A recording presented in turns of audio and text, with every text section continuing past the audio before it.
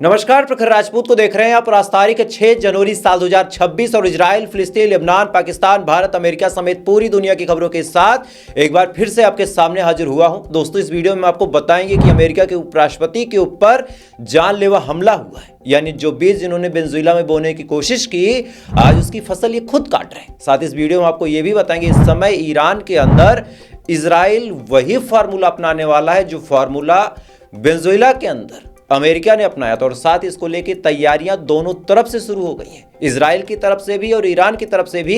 और ये एक बहुत बड़ी अपडेट है, इसके बारे में भी हम आपको बताएंगे। और साथ ही इजराइल ने गजा के अंदर किस हिसाब से गोलीबारी फिर से शुरू करके सीज फायर की धज्जियां उड़ा दी, ये भी हम आपको भी डिटेल में बताएंगे। और साथ ही भारत ने डिफेंस की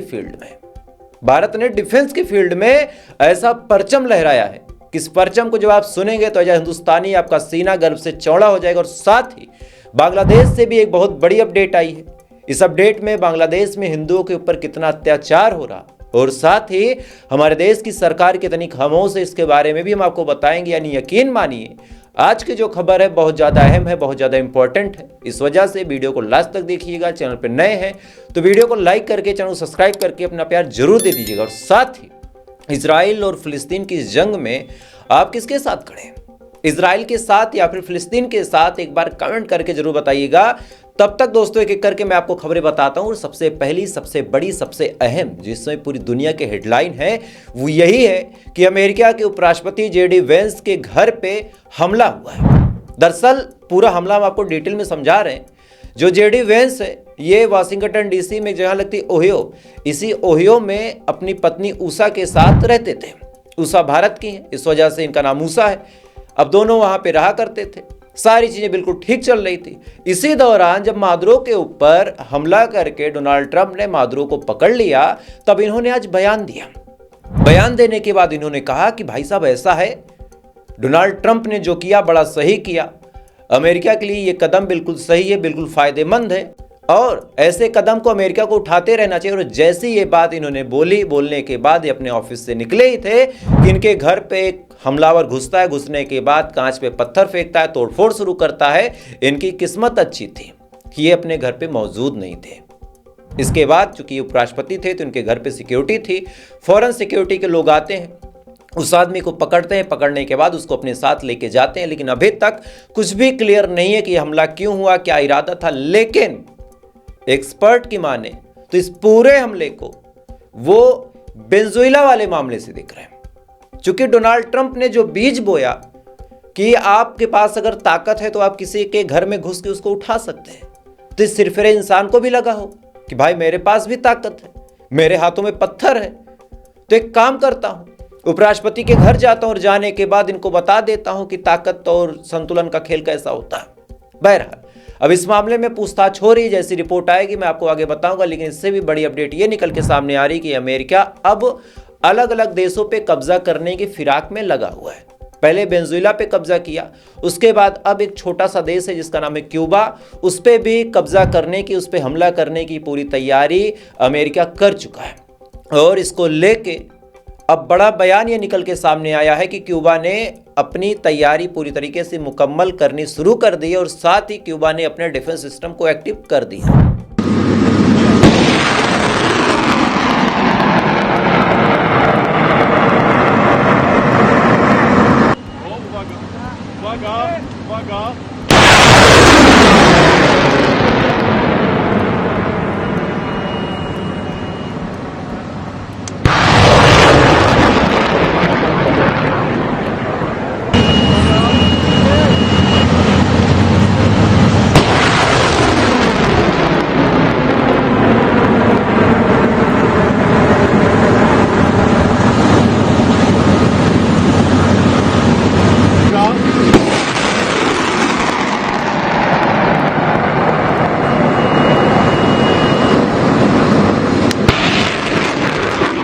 यह डिफेंस सिस्टम आपने वीडियो में देखा कि समुद्र के किनारे खड़ा था, इससे मिसाइलें फायर की जा रही थी। लेकिन बड़ा सवाल यह है कि क्या ये मिसाइलें, ये पुराने डिफेंस सिस्टम, ये पुराने हथियार अमेरिका के हथियारों को रोकने में कैपेबल हैं, या फिर अब जो ताकतवर देश हैं इनको खुल के निकल के फ्रंट पे आके अमेरिका के खिलाफ बोलना चाहिए।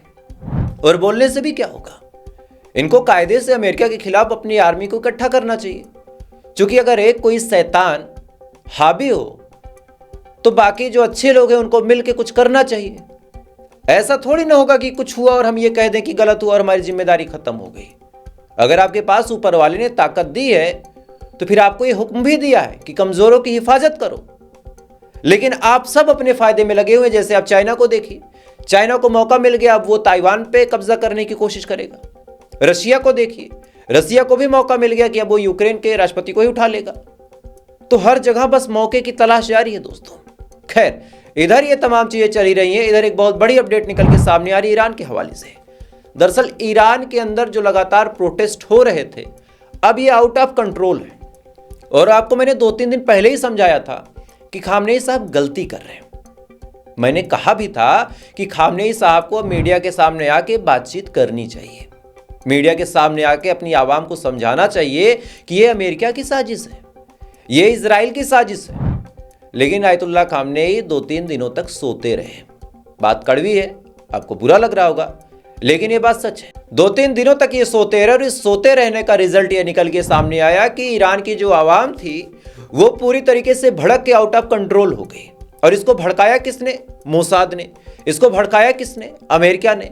अब 2-3 दिन बाद कहानी ये है कि अलग अलग शहरों में जो वहां के इस्लाम को मानने वाले हैं, जो शरीयत के हिसाब से चाहते हैं और जो चाहते हैं कि खामनेई अपनी कुर्सी पे बैठे रहें, सुप्रीम लीडर बने रहें, उनको शहरों से मार मार के भगाया जा रहा है। उसका एक वीडियो देखें।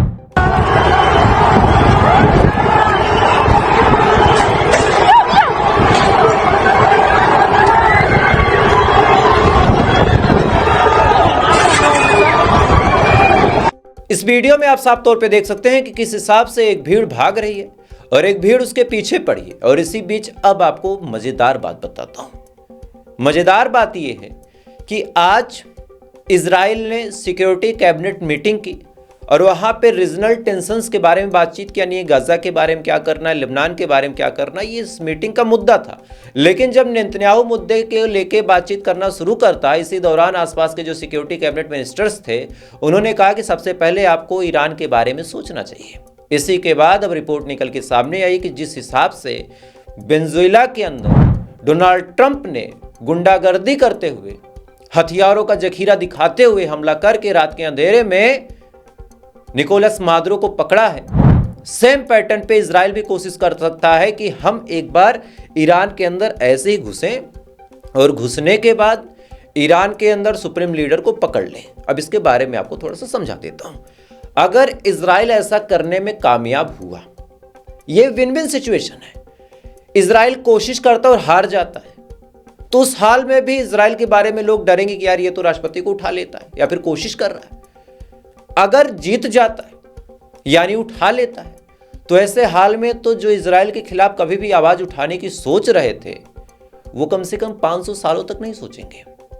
जो 1-2 देश निकल के सामने आ रहे थे कि भाई साहब हम इजराइल की मुखालफत करेंगे, इजराइल के खिलाफ जाएंगे, वो बोलेंगे तक नहीं।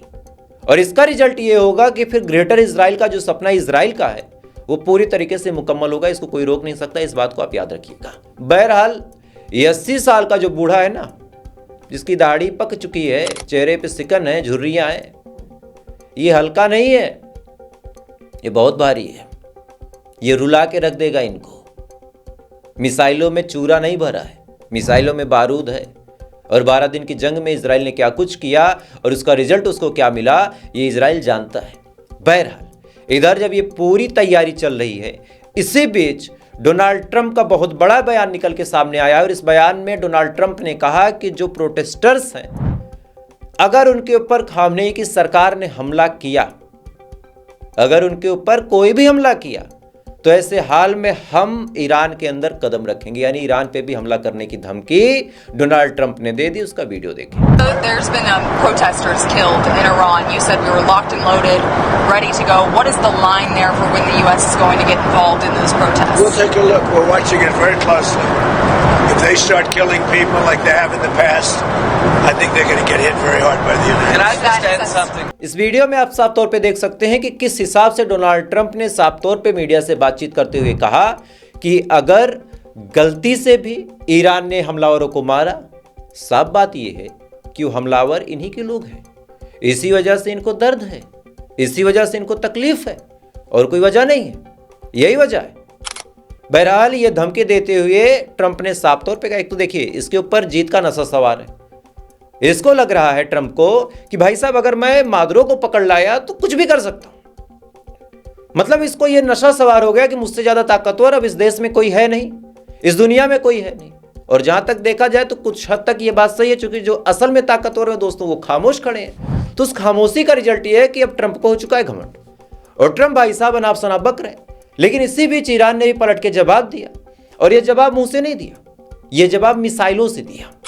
दरअसल ईरान ने मिसाइलों की टेस्टिंग की है, वो भी ऐसी सिचुएशन पे जब ईरान के अंदर खुद गृहयुद्ध जैसी स्थिति है, या फिर कहा जाए तो गृहयुद्ध शुरू है। कैसी टेस्टिंग हुई, क्या कुछ हुआ, मंजर देखिए आप।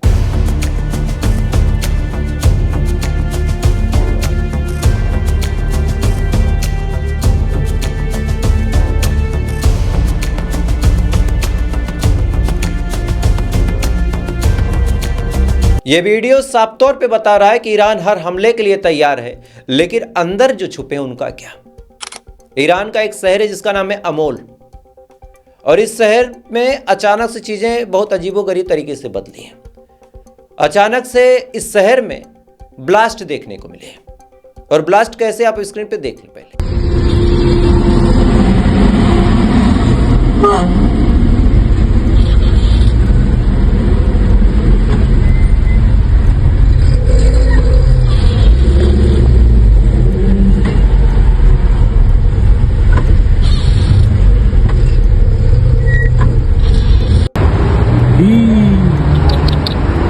Titaş da gede.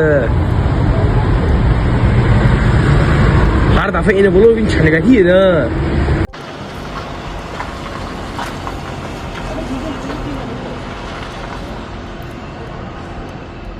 इन वीडियोस में आप साफ तौर पे देख सकते हैं कि ये ब्लास्ट कोई छोटे मोटे पैमाने पे नहीं है।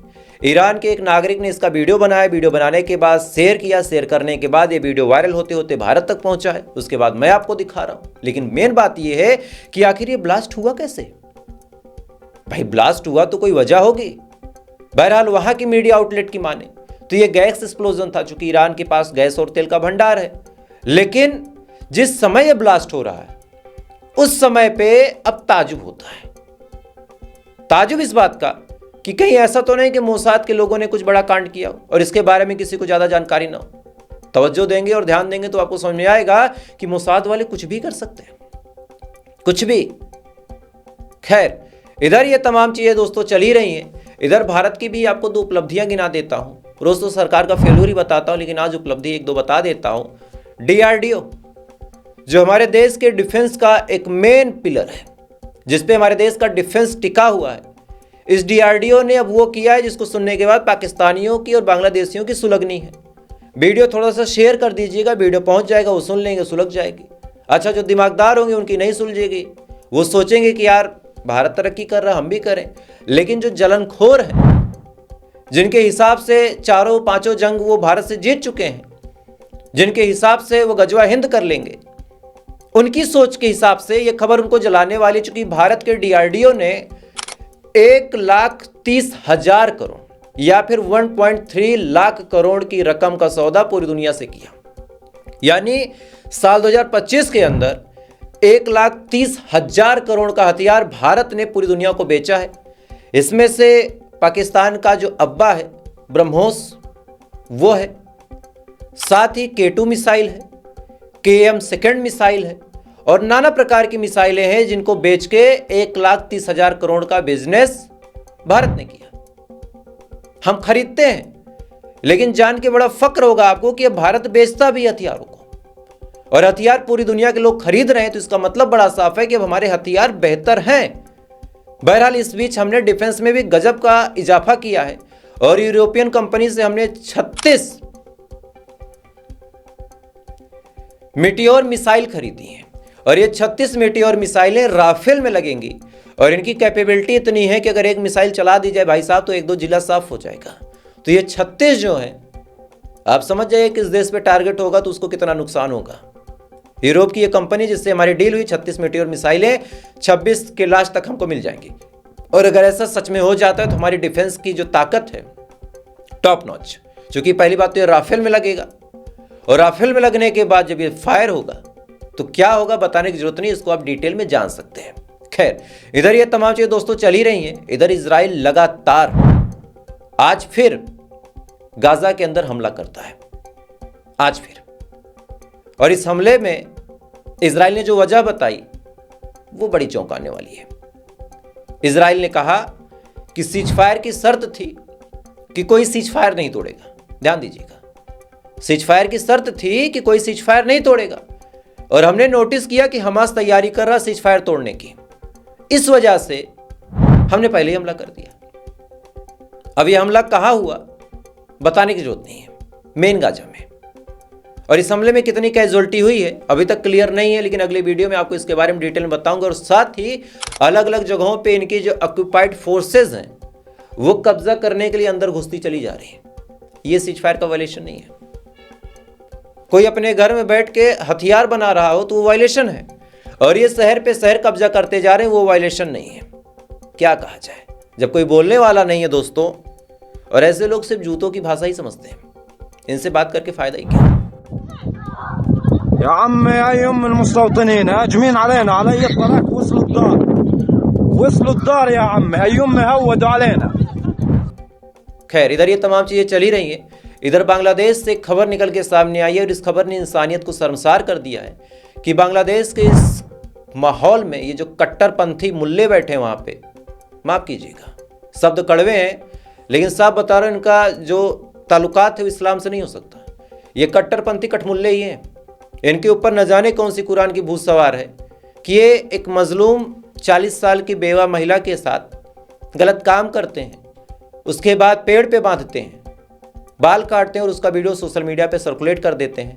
वीडियो बड़ा विभत्स है, यूट्यूब की गाइडलाइन की वजह से ये वीडियो आपको ब्लर करके दिखा रहा हूं। और यहीं से एक सवाल मोदी सरकार से भी बनता है। मोदी सरकार जब ये बात बहुत क्लियरली जान रही है कि बांग्लादेश में हिंदुओं पे अत्याचार हो रहा, बीजेपी के लोग चिक चिक की बताते हैं कि भाई साहब वहां पे हिंदू खतरे में है, और आज फिर रिपोर्ट निकल के सामने आई कि एक 40 साल की महिला के साथ इतना गंदा काम किया गया। तो फिर बड़ा सवाल ये है कि ये राफेल और ये जो 36 मिसाइलें हमने यूरोपियन कंट्रीज से ली, हमारा ये जो ब्रह्मोस है, ये किस लिए है? इसको चूल्हे में लगा के क्या हम ठंडियों में रोटियां सेकेंगे? और अगर चलाने की हिम्मत नहीं है मोदी साहब तो कुर्सी छोड़ दो यार, जो काबिल उसको बैठा दो। आपसे 1000 गुना अच्छा मुझे अब ओवैसी लगता है। ओवैसी साहब ने बड़े साफ तौर पे कहा कि आप कार्रवाई कीजिए। जब मादुरो को अमेरिका उठा सकता है तो आप मोहम्मद यूनुस को नहीं उठा सकते। या फिर हम बहुत डिप्लोमेटिक तरीके से बात करेंगे कि भाइयों बहनों, देश सुरक्षित हाथों में है, यही सुरक्षित हाथों में है। सवाल पूछो तो जेल होगी। राजा भाई ने पूछा, 52 मुकदमे लाद दिए। कल मेरी बात हुई, उन्होंने बताया कि 52 मुकदमे लादे उनके ऊपर। सोचिए, उनकी कमाई का 80% हिस्सा वकीलों की फीस में जाता बेचारे का, फिर भी वो खड़े हैं, लड़ रहे हैं आपके लिए। आप उनको सब्सक्राइब कीजिए, जाके प्यार दीजिए, क्योंकि वो कुछ ऐसा कर रहे हैं जो इंसानियत के लिए एक नजीर है। खैर, तो फिलहाल अभी के लिए बस इतना ही। बाकी आपकी क्या राय कमेंट कीजिएगा, और ऐसी अपडेट के लिए आप मुझे फॉलो कर सकते हैं। बाकी थोड़ी देर बाद फिर मिलते हैं ऐसी किसी खबर के साथ। तब तक आप अच्छे रहे, खुश रहें, ऊपर वाला आपकी हिफाजत।